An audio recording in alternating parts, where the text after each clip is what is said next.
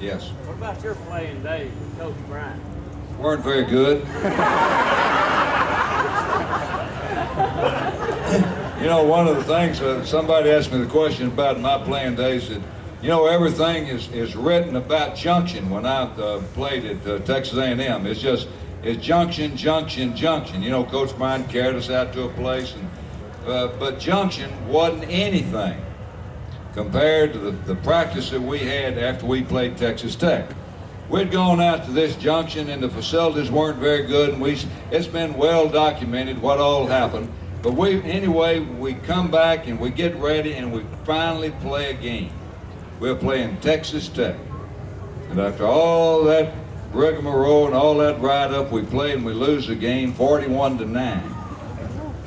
So when the game was over, Coach Bryant called us up, and we were playing a night game, and at that time, Texas A&M was a military school, so if you wanted a date, you had to sort of import her, had to bring her in, you had to get her a place at a hotel or somebody's house, and it wasn't very easy, and most of us had a date that particular night. Coach Bryant called us up and looked at his watch, and he said, I want you all in bed in the dorm at 11 o'clock.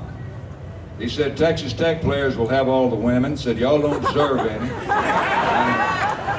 And they checked our rooms. And so as we left the dressing room, we sort of had to wave at our dates and said, we'll see y'all later. We got to go. We're going to, that kind of deal. Well, we go out to practice the following Monday. Our game gear was hanging up in our locker. We never practiced in our game gear. The manager came running around and said, Coach Bryant said for you to put your game gear on and go out on Kyle Field. That's sort of like getting your game gear and going out here and practice.